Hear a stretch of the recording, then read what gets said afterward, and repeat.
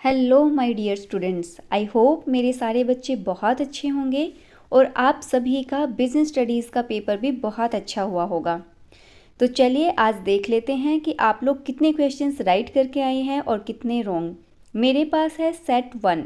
जिन students के पास second और third set है उनके भी काफ़ी सारे क्वेश्चन सिमिलर हैं, लेकिन अगर फिर भी आपके क्वेश्चंस नहीं मिलते हैं तो आप मुझे कमेंट बॉक्स में लिख के या व्हाट्सएप पे मैसेज करके भी आंसर्स पूछ सकते हैं।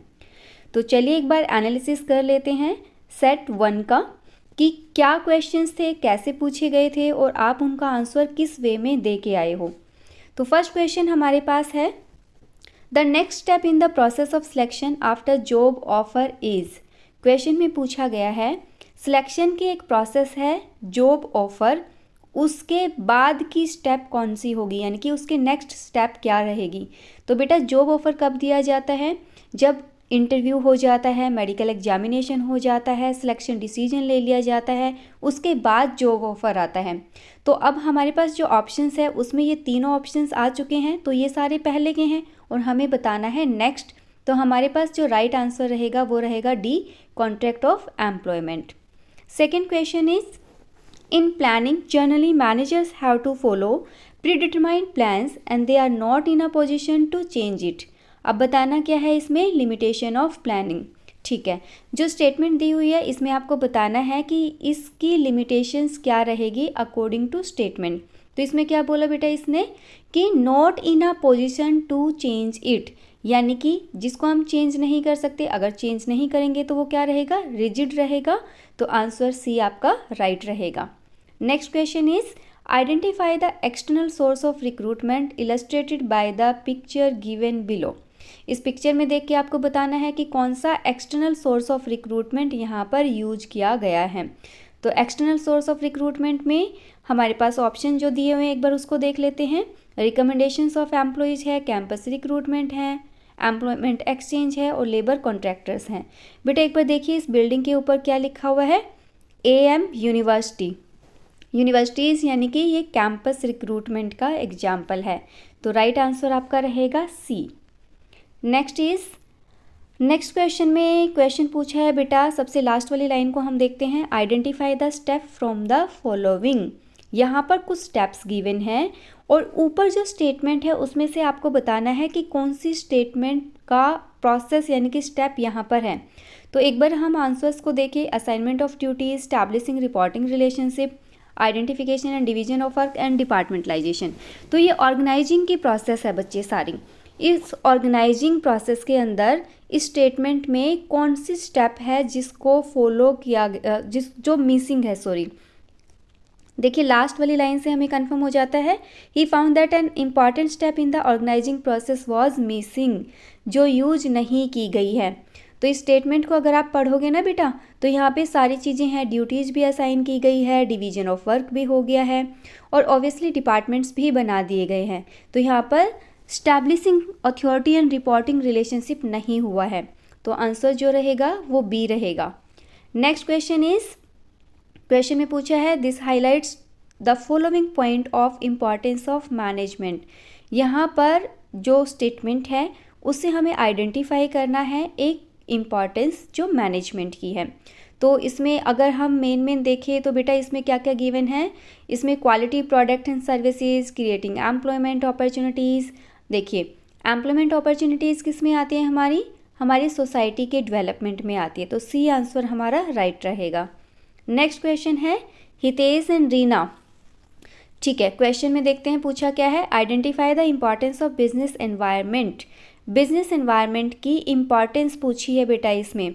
तो स्टेटमेंट को एक बार आप लोग पढ़ लेना, मैंने मेन पॉइंट्स इसमें देख लिए हैं कि हितेश और रीना ने क्या किया है बेटा, इन्होंने एक एंटी पॉल्यूशन W98 मास्क बनाया है जिसकी बहुत ज़्यादा अभी रिक्वायरमेंट है और इनके कोई भी कॉम्पिटिटर नहीं है।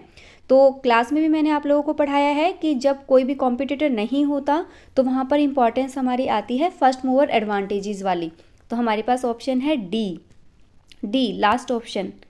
Next question is, Neeraj. Question में हमारे से पूछा है बेटा कैरेक्टरिस्टिक्स ऑफ मैनेजमेंट। ठीक है, अब आपको यहाँ पे फीचर्स बतानी है, मैनेजमेंट की कौन सी फीचर है जो यहाँ पर फील की गई है। बच्चे फील में वैसे ही पता लग जाता है कि इंटेंजिबल फोर्स होती है। बाकी एक बार देख लेते हैं इसको। तो इसमें बेटा ठीक है, हाँ, इसके नीचे इतने बंदे काम करते हैं वो सेटिस्फाई नहीं है, दूसरे के नीचे इतने पर्सन्स हैं वो सारे वेल सेटिस्फाइड हैं। ठीक है, तो देखिए मैंने आपको जब क्लास में ये टॉपिक कराया था तो मैंने बताया था कि मैनेजमेंट की ये जो फीचर है इंटेंजिबल फोर्स, जिसमें कि सारा काम बहुत अच्छे से हो रहा है, वर्कर सारे हैप्पी हैं, टारगेट्स भी प्रॉपरली अचीव किए जा रहे हैं, तो वहाँ पर जो हमारी फीचर आएगी वो इंटेंजिबल फोर्स आएगी। तो right answer is C. Next question is, इसमें आपको बताना है important dimension of business environment. Dimension मतलब जो हमारे मैक्रो फैक्टर्स हैं वो हमें बताने हैं बेटा। यहाँ पर कौन सा यूज हुआ है, तो यहाँ पर बेटा देखिए तो प्लास्टिक यूटेंसिल्स की बात की गई है जो हेल्थ के लिए बहुत ज़्यादा हार्मफुल है। तो ये सारी चीज़ें ना तो इकोनॉमिक में आती हैं, ना टेक्नोलॉजिकल में आती है, ना ही पॉलिटिकल का इससे कोई लेना देना है। ये क्या है, ये सोशल एनवायरनमेंट का पार्ट है। नेक्स्ट क्वेश्चन है हमारा, which of the following function of management measures the progress of objective and guide the organisation. ठीक है, ये तो बेटा सीधी सीधी स्टेटमेंट है हमारी। Right answer will B D, controlling. ठीक है, ये पूरी एनसीईआरटी की लाइन इन्होंने उठाई हुई है। क्वेश्चन नंबर 10 है, इसमें हमें बताना है by doing this he is performing an important function of management. मतलब एक पर्सन है जो कि मैनेजमेंट का एक बहुत अच्छा फंक्शन है उसको परफॉर्म कर रहा है। तो एक बार देख लेते हैं क्या है इसमें बेटा। इसमें एक पर्सन है स्टेशनरी मैन्युफैक्चरिंग का, जो पेंसिल, इरेजर, जेल पेन्स ये सारी चीज़ें बनाता है। बहुत बड़े इफ़ेक्टिव प्रोडक्शन है, मेजर करता है नंबर ऑफ़ पीसीस और उसके बाद जो भी डिफेक्टिव पीस है। तो बेटा ये है पार्ट हमारा कंट्रोलिंग का। यहाँ पे चेक किया जा रहा है कि कितना हुआ और कितनी जो डिफेक्टिव पीसीज हैं, तो ये कंट्रोलिंग का है। तो ऑप्शन हमारा रहेगा B. Next question is, method बताना है बेटा हमें। इसमें मेथड ऑफ ट्रेनिंग हमें बताना है जो कि जहाँ पर क्रिएट किया जाता है क्लासरूम। तो ये ऑप्शन है बेटा वेस्टिब्यूल ट्रेनिंग। ए हमारा सही आंसर रहेगा। क्वेश्चन नंबर 12 में है बेटा आपका असर्शन रीजन क्वेश्चन। तो इसमें स्टेटमेंट एक बार देख लेते हैं। स्टेटमेंट में क्या बोला है, for any exchange to take place it is important that there must be at least 2 parties, a buyer and a seller. ठीक है, होना चाहिए, दोनों होने चाहिए, ये ठीक है। Exchange can takes place even if the buyers and sellers are not able to communicate with each other. ये गलत है बेटा। देखो एक्सचेंज तभी तो प्लेस ले पाएगा जब दोनों पर्सन आपस में कम्युनिकेट करेंगे। जब बायर ये बताएगा ही नहीं कि उसको क्या चाहिए तो सेलर बेचेगा कैसे। तो फर्स्ट स्टेटमेंट इसकी राइट है बेटा और सेकंड इसकी रॉन्ग है। तो आंसर हम इसमें से देख लेते हैं। हाँ, सी में है, statement first is correct and statement second is incorrect. तो सी इसका राइट आंसर रहेगा बेटा। नेक्स्ट क्वेश्चन हमारा है मैच करना है। फिलॉसफीज गिवन है, देखो कितना अच्छा क्वेश्चन दिया हुआ है। फिलॉसफीज प्रोडक्शन से हमें देखना है, प्रोडक्ट कॉन्सेप्ट का देखना है, सेलिंग और मार्केटिंग का देखना है। तो ऐसे क्वेश्चन में बेटा हमें 100% पहले उस पर टिक करना है जो हमें बिल्कुल आता है। अब मैं इसमें मेन पॉइंट्स आपको बता देती हूँ। प्रोडक्ट कॉन्सेप्ट में हमारे पास जो ऑप्शन है सेकंड है, देखिए क्वालिटी परफॉर्मेंस गिवन है ना, तो पी मैच होगा सेकंड से। उसके बाद क्यू मैच होगा, हमारा प्रोडक्शन है, ये हमारा आ जाएगा वॉल्यूम ऑफ प्रोडक्शन बेटा थर्ड से। आर है हमारा सेलिंग कॉन्सेप्ट, तो सेलिंग में हमें क्या करना है, इंक्रीज सेल्स वॉल्यूम। तो आर हमारा मैच होगा फर्स्ट से और एस हमारा मैच होगा लास्ट वाले से, यानी कि हमारा राइट आंसर रहेगा A. Next question is, the function of stock exchange which help in creating a continuous market where securities are bought and sold. बेटा यहाँ पे हमें बताना है एक फंक्शन ऑफ स्टॉक एक्सचेंज जहाँ पर कॉन्टिन्यू जो सिक्योरिटीज होती हैं, शेयर्स, डिबेंचर्स होते हैं, उनको हम बेच सकते हैं और ख़रीद सकते हैं। तो सेफ्टी नहीं करता, प्राइसिंग नहीं करता, लिक्विडिटी, हाँ लिक्विडिटी हो सकता है, इकोनॉमिक ग्रोथ नहीं। तो इसका राइट आंसर रहेगा बेटा C, providing liquidity and marketability to existing securities, है ना। लिक्विडिटी तो तभी आएगी जब बार बार हम उसको बेचेंगे और ख़रीदेंगे। तो सी हमारा राइट आंसर रहेगा। क्वेश्चन नंबर 15 है हमारा, the marketing function which include plan for increasing the level of the production, promotion and product etcetera and specifies the action programmes to achieve these objectives. मतलब इसमें क्या कर रहा है बेटा, ये सारे प्लान्स बना रहा है। ऑप्शन हमारे पास है gathering, marketing planning, product designing, pricing. तो यहाँ पर बेटा बाकी तो कोई चीज़ नहीं हो रही है, यहाँ पे प्लानिंग हो रही है, यानी कि प्लान्स बनाए गए हैं। तो ऑप्शन हमारा रहेगा B, marketing planning. Next question है बेटा हमारा 16 में पूछ रहा है बेटा, which of the following statement is incorrect. कौन सी गलत है वो बतानी है। फर्स्ट है protective function of the Securities and Exchange Board of India include levying fee and other charges for carrying out the, नहीं ये गलत है बेटा, ये प्रोटेक्टिव फंक्शन में नहीं आता, तो यही आपका रॉन्ग है। बाकी है डेवलपमेंट्री फंक्शन में ट्रेनिंग आता है, हाँ बिल्कुल आता है। रेगुलेटरी फंक्शन में कलेक्टिव इन्वेस्टमेंट स्कीम आती है, बिल्कुल आती है। And objective of the SEBI protecting the rights and interest of the investors, हाँ ठीक है बेटा, फर्स्ट जो है वो इनकरेक्ट है आपका। 17th क्वेश्चन है, the use of debt increase the financial risk of a business, the factor determining the choice of an appropriate capital structure of a company. ठीक है, यहाँ पे आपको बताना है फैक्टर, यानी कि जैसे हम डेट यूज करते हैं तो उससे फाइनेंशियल रिस्क हमारा बढ़ता है, तो कौन सा एक फैक्टर है जो कैपिटल स्ट्रक्चर को इस लाइन से कनेक्ट करता है। बेटा ऑब्वियसली रिस्क करेगा, तो हमारा आंसर रहेगा बी। 18th क्वेश्चन है हमारा, a social process by which individual group obtain what they need and want through creating offerings and freely exchanging products and service of value with other is known as। तो बच्चे ये तो सीधा सीधा हमारी marketing की डेफिनेशन है, तो right answer will be A, marketing. 19th question हमारा है, which of the following statement is incorrect about sales promotion. Sales promotion के लिए कौन सी इनकरेक्ट है। पहला देख लेते हैं, शॉर्ट टर्म इंसेंटिव्स इंकरेज करता है, प्रोडक्ट एंड सर्विसेज बिल्कुल करता है, ये तो राइट है। It includes all promotional efforts, advertisement, personal selling बिल्कुल होती है। It includes only long term incentives, तो ओनली तो नहीं हो सकता, short term and long term दोनों इंसेंटिव्स होते हैं इसमें। चलिए नेक्स्ट देख लेते हैं, इसमें कहते हैं activities with undertaken to supplement other promotional efforts such as advertisement, personal selling, तो ये भी ठीक है। सी आंसर बच्चे इसका रहेगा आपका, C answer. Question number 20 is, which of the following is not a factor affecting financing decision of a company.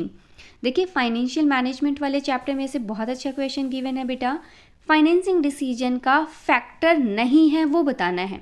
तो देखिए फाइनेंसिंग डिसीजन में हमें क्या डिसीजन लेना होता है, डेट से पैसा ले या इक्विटी से ले, यानी कि कॉस्ट और रिस्क तो आएगा ही आएगा और कैश फ्लो पोजीशन भी आएगा, तो जो नहीं आएगा वो रहेगा ग्रोथ अपॉर्चुनिटीज़।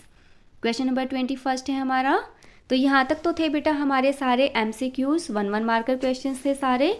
नेक्स्ट हमारे क्वेश्चंस आते हैं 3 मार्कर, इसमें मैं आपको सीधा आंसर बता देती हूँ, आप एक बार क्रॉस चेक कर लेना। क्वेश्चन नंबर 21 में पूछा हुआ है बेटा, identify the level of management, मतलब टॉप लेवल, मिडिल लेवल या लोअर लेवल। तो यहाँ पे हमें ना टास्क देखनी पड़ेगी कि किस टास्क से हम आइडेंटिफाई करें कि ये टॉप है, मिडल है या लोअर लेवल है। तो यहाँ पे एक थर्ड लाइन में गिवन है, he is responsible for integrating diverse element and coordinating all activities of a business. तो बेटा ये टॉप लेवल का काम होता है, तो यहाँ पे टॉप लेवल मैनेजमेंट आएगा। सेकेंड बी पार्ट में पूछा हुआ है, state any 2 functions to be performed by a man, मतलब इसके 2 फंक्शंस और बताने हैं, तो टॉप लेवल के बेटा कोई भी 2 फंक्शन आप बता सकते हो। नेक्स्ट क्वेश्चन है 22, येलो पंपकिन। तो यहाँ पे पहले क्वेश्चन देख लेते हैं क्या पूछा हुआ है, identify and explain the principle of management follow by yellow pumpkin. अच्छा यहाँ पे प्रिंसिपल पूछा हुआ है, प्रिंसिपल ठीक है। जब भी ऐसे क्वेश्चंस आते हैं बेटा तो हमें याद रखना है हेनरी फ्योल और FW टेलर दोनों के प्रिंसिपल्स हो सकते हैं, यानी कि 14 + 4 हमारे 18 रहेंगे। तो इसमें पूछा क्या है, होम डिलीवरी देता है, वर्कर्स एडिशनल पेमेंट देता है, इन रिटर्न प्रॉमिस करता है।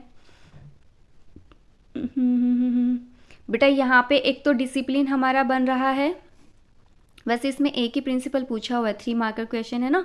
तो देखिए इस लाइन से आप बता सकते हैं, जहाँ पर extra hours without additional payment की जो बात की गई है, तो इस लाइन से आप बता सकते हो ये डिसिप्लिन है, बट थोड़ा थोड़ा बच्चे ये हार्मोनी और डिस्कॉर्ड का भी पार्ट लग रहा है। देखिए ऐसे जो क्वेश्चंस होते हैं ना बेटा, मैं अपने सभी स्टूडेंट्स को एक चीज़ बता के चलती हूँ कि जब हमें 100% कन्फर्म ना रहे कि क्या राइट आंसर रहेगा और हमारे माइंड में 2 आंसर आते हैं, तो ट्राई करना है दोनों आंसर आप लिख कर आओ। देखिए आंसर नहीं लिखने से तो मार्क्स नहीं मिलेंगे, लेकिन दोनों लिख के आते हो तो चांसेस है बेटा कि मार्क्स मिलेंगे, क्योंकि आपने आंसर तो दिया है। तो यहाँ पे मैक्सिमम तो बन रहा है आपका डिसिप्लिन, ठीक है, क्योंकि यहाँ पे उसने बोला है कि भाई एक्स्ट्रा उसको मिलेगा इस तरीके से, तो यहाँ पे बनेगा आपका discipline. May be harmony not Discord हो सकता है, बट 99% है डिसिप्लिन इसका। नेक्स्ट क्वेश्चन है बच्चे, explain any 2 features of directing function of management. तो ये तो डायरेक्ट क्वेश्चन है, ये आप कर सकते हो। नेक्स्ट क्वेश्चन है 2 features of motivation as an element of directing. बेटा मोटिवेशन के फीचर्स बताने हैं, क्या होता है मोटिवेशन, है ना, तो ये भी डायरेक्ट क्वेश्चन है। नेक्स्ट है बेटा 3 points of highlights the importance of financial planning. ये भी डायरेक्ट क्वेश्चन है, फाइनेंशियल प्लानिंग की इंपॉर्टेंस बतानी है, क्यों करनी चाहिए हमें फाइनेंशियल प्लानिंग। नेक्स्ट क्वेश्चन में वर्किंग कैपिटल रिक्वायरमेंट्स के फैक्टर्स गिवन है, सीजनल फैक्टर के बेस पर बता सकते हो, प्रोडक्शन साइकिल के बेस पे, ऑपरेटिंग साइकिल के बेस पे।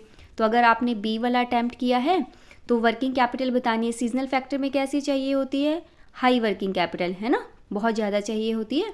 प्रोडक्शन साइकिल में जिस प्रोडक्ट की प्रोडक्शन साइकिल लंबी रहेगी उसमें ज़्यादा रिक्वायरमेंट होगी, और जिसकी कम रहेगी तो उसको लो रिक्वायरमेंट रहेगी। सेम ऐसे ही ऑपरेटिंग एफिशिएंसी में भी, अगर किसी बिजनेस की ऑपरेटिंग एफिशिएंसी बहुत अच्छी है तो वो फटाफट आइटम बनाएगा और सेल कर देगा, तो उसको लेस वर्किंग कैपिटल की रिक्वायरमेंट होगी, अदरवाइज हाई वर्किंग कैपिटल की रिक्वायरमेंट रहेगी। क्वेश्चन नंबर 25 में हम देख लेते हैं। इसमें पूछा हुआ है बेटा ए पार्ट में, identify the process of choosing the best person for the among the pool of the prospective candidates. तो बेटा ये तो हमारा सिलेक्शन हो गया, है ना, सिलेक्शन का पार्ट हो गया, इसका फर्स्ट स्टेप भी आपको बताना है। सेकंड क्वेश्चन में जो इसने पूछा हुआ है, ठीक है, ये भी आप डायरेक्ट बता सकते हो। इसमें 2 इम्पॉर्टेंस बतानी बेटा इसकी। अगर आपने इसका बी पार्ट अटैम्प्ट किया है तो इसके अंदर 2 चीज़ें गिवन हैं। जॉब ओरिएंटेड प्रोसेस पूछी है जो इंक्रीज करती है नॉलेज एंड स्किल्स को, तो बच्चे ये तो ट्रेनिंग हो गया, है ना, ट्रेनिंग हो गया ये। सेकंड इसने बोला career oriented process of learning and growth, तो ये हमारा डेवलपमेंट का पार्ट हो गया, यानी कि training and development. Next question is state any 4 features of leadership. Leadership के 4 फीचर्स बताइए, या फिर 2 लीडरशिप स्टाइल्स गिवन है बेटा, तो डायरेक्ट क्वेश्चन है, ये भी आप बता सकते हो। ऑटोक्रेटिक क्या होता है, जिसमें सारी पावर एक बॉस के हाथ में हो, और डेमोक्रेटिक क्या होता है, जिसमें पावर्स डिवाइड कर दी जाती है ना, जहाँ पर जब भी कोई काम किया जाता है तो अपने एम्प्लॉयज़ से कंसल्ट करके ही किया जाता है, मतलब सबकी डिसीजन मेकिंग में इन्वॉल्वमेंट होती है, तो वो हमारा डेमोक्रेटिक स्टाइल होता है। आई होप ये क्वेश्चंस आप लोगों को आते होंगे, क्योंकि ये डायरेक्ट क्वेश्चंस है बेटा। नेक्स्ट क्वेश्चन हमारा है 27 में इसने पूछा हुआ है बेटा कि एक इंसेंटिव का नाम बताना है कि कौन सा इंसेंटिव है, और 3 इंसेंटिव्स और बताने हैं। तो यहाँ पे बेटा सर्टेन स्टेबिलिटी के बारे में बात की गई है, तो जॉब सिक्योरिटी इसका राइट आंसर रहेगा, और इससे रिलेटेड कोई 3 इंसेंटिव्स और आपको बताने हैं। क्वेश्चन नंबर 28 में बेटा मीनिंग ऑफ कैपिटल मार्केट आपको बताना है, और डिफरेंस बताना है कैपिटल मार्केट और मनी मार्केट में। लेकिन हाँ, आपके पास बेसिस इन्होंने दिए हुए हैं, इन्हीं बेसिस पर आपको दोनों में डिफरेंस बताना है। तो ये तो इजी सा क्वेश्चन है बेटा। मनी मार्केट क्या होती है, जो शॉर्ट टर्म के लिए होती है। कैपिटल मार्केट क्या होती है, जो लॉन्ग टर्म सिक्योरिटीज़ में डील करती है ना, तो उनके बेस पे बताना है। ड्यूरेशन, इन्वेस्टमेंट कहाँ कहाँ कितनी होती है, पार्टिसिपेंट्स कौन कौन होते हैं, सिर्फ ये चीज़ें बतानी है। नेक्स्ट क्वेश्चन हमारे पास आता है बेटा 29 हितेश का। इसमें पूछा हुआ है बेटा, क्वेश्चन को हम देखते हैं। आइडेंटिफाई द मार्केट पूछी है in which the company existing securities are being traded. Existing securities कहाँ पर होती है बेटा, सेकेंडरी मार्केट में होती है, तो सेकेंडरी मार्केट इसका राइट आंसर रहेगा। सेकेंड बी पार्ट में पूछा है name the market through which the company want to raise its capital of ₹200 crore for its new business. तो बेटा ये हमारी क्या रहेगी, प्राइमरी मार्केट रहेगी। कंपनी जब डायरेक्टली बेचती है ना, फ्रेश बेचती है, तो वो प्राइमरी मार्केट होती है। और उसके बाद बेटा डिफरेंस बताना है, और ए और बी में जो आपका आंसर आया है दैट मीन्स प्राइमरी मार्केट और सेकेंडरी मार्केट में डिफरेंस आपको बताना है। नेक्स्ट क्वेश्चन हमारा आता है स्मार्ट वॉच का। इसमें फंक्शन ऑफ मार्केटिंग बताना है। मार्केटिंग का कौन सा फंक्शन लैकिंग है जो इन्होंने नहीं यूज किया, तो एक बार देख लेते हैं रफली क्या क्या हो रखा है इसमें। फंक्शन ऑफ मार्केटिंग में हमारे 10-12 फंक्शंस आते हैं। तो product designing, branding, warehouse, transportation, ये सब इन्होंने किया हुआ है। यहाँ एक तो प्रमोशन नहीं गिवन है बच्चे, प्रमोशन नहीं किया इन्होंने, है ना। मेन जो था एडवर्टीजमेंट वगैरह थी, मेन वो नहीं हुआ है इसमें। और एक हमारा आफ्टर सेल सर्विसेज, बेटा यहाँ पर आएंगे हमारे promotion and after sale services, ठीक है। क्वेश्चन नंबर 31 का है, डायरेक्ट क्वेश्चन है बेटा। फीचर्स बतानी है मैनेजमेंट की, पॉइंट आपको गिवन है, सिर्फ उन्हीं को एक्सप्लेन करना है। बी पार्ट में है nature of principles of management, आपको इन नेचर्स को एक्सप्लेन करना है, ये भी डायरेक्ट क्वेश्चन है बेटा। नेक्स्ट है 32, इसका ए पार्ट है, importance of organising function of management बताना है। ऑर्गेनाइजिंग की इम्पॉर्टेंस बताना है। ऑर्गेनाइजिंग में हम क्या करते हैं, लोगों को स्पेशलाइजेशन के अकॉर्डिंग डिपार्टमेंट्स में डिवाइड कर देते हैं, रिपोर्टिंग रिलेशनशिप उनका बना देते हैं, है ना। तो आपको पॉइंट्स गिवन है, इन्हीं पॉइंट्स के बेस पर आपको एक्सप्लेन करना है। बी पार्ट में है इम्पॉर्टेंस ऑफ डेलीगेशन, डेलीगेशन की इम्पॉर्टेंस और पॉइंट्स गिवन है, उनको एक्सप्लेन करना है। तो ये भी डायरेक्ट क्वेश्चन है। 33 में है बेटा, 33 में एक बार देख लीजिए, इसमें पूछा है टाइप ऑफ प्लान। यहाँ पे प्लान्स के टाइप हैं। ए पार्ट में देखिए बेटा, कंपनी प्रिपेयर करती है कॉम्प्रिहेंसिव प्लान। तो जब भी कॉम्प्रिहेंसिव प्लान्स होते हैं तो वहाँ हमारी स्ट्रैटेजी यूज होती है, तो इसमें हमारी आएगी स्ट्रैटेजी। सेकंड में है ब्रॉड पैरामीटर्स बनाए हैं, ठीक है। By doing try to provide a base देना चाहता है स्ट्रैटेजी को, ये पॉलिसी है बेटा। ए का answer strategy and B is policy. And last question is Kartik, ओहो, कंज्यूमर प्रोटेक्शन एक्ट में से देखिए कितना इजी सा क्वेश्चन आया हुआ है। हम पूरे साल बस याद कर रहे थे, हमें अमाउंट याद रखनी है, कौन सा किस में आएगा, कहाँ पर कंप्लेंट कर सकता है। यहाँ सीधा सा क्वेश्चन आप लोगों से पूछा हुआ है कि कौन यहाँ पर अपने राइट्स को एक्सरसाइज कर सकता है। तो बेटा देखिए, कार्तिक जो है वो ट्रेडिंग का काम करता है, यानी कि रीसेलिंग का काम करता है। विवेक इलेक्ट्रॉनिक्स है बेटा, ये भी रीसेलिंग का काम करता है। तो यहाँ पे जो भी अपने राइट्स को एक्सरसाइज कर सकते हैं वो कंज्यूमर्स होते हैं बेटा, ठीक है। कंज्यूमर्स हैं यहाँ पे, कंज्यूमर, क्योंकि कंज्यूमर प्रोटेक्शन एक्ट कंज्यूमर्स के लिए बना है, रीसेलर्स के लिए नहीं बना है। दूसरे क्वेश्चन में पूछा है बेटा, define consumers as per the provision of the consumer protection act 2019। Consumer protection act के अकॉर्डिंग आपको बताना है कंज्यूमर कौन होता है। तो कंज्यूमर कौन होता है बेटा, जो कोई भी प्रोडक्ट परचेज करके उसको यूज करता है, वो कोई भी हो सकता है, तो वो कंज्यूमर है। बट शर्त ये है कि वो रीसेल ना करें। और उसके बाद लास्ट में बताना है बेटा एक राइट जो कि एक्सरसाइज किया जा सकता है। तो बेटा राइट्स का तो आपको पता है, राइट टू बी हर्ड और राइट टू सीक रिड्रेसल, है ना। तो ये आपके आंसर रहेंगे। आई होप आपने फटाफट आंसर की बना ली होगी और अपने क्वेश्चंस भी आप लोग चेक कर लोगे। अभी भी अगर किसी बच्चे को कोई डाउट है सेट सेकंड और थर्ड में, तो आप मुझे पर्सनली मैसेज करके भी पूछ सकते हैं। एक बार आप पेपर को आराम से पढ़ो, आई होप पढ़ तो आप लोगों ने लिया ही होगा, बट जो आंसर की मैंने बताई है आपको एक बार उससे क्रॉस चेक कर लो, ताकि थोड़ा सा आइडिया आपको हो जाए कि कितने मार्क्स आपके आएंगे। और जिन बच्चों के कम मार्क्स भी बनते हैं तो उनको टेंशन लेने की ज़रूरत नहीं है बेटा, जो हो गया उसके साथ हम कुछ नहीं कर सकते। नेक्स्ट पेपर की तैयारी आपको करनी है जो है आपका अकाउंट्स का। तो जो कमियां इस पेपर में रह गई है उसको उस लास्ट वाले पेपर के थ्रू आपको ख़त्म करना है। तो इसलिए अब आगे अपने नेक्स्ट पेपर की तैयारी कीजिए, जो हो गया वो अच्छा हो गया, टेंशन लेने की ज़रूरत नहीं है। चलिए, ओके, थैंक यू।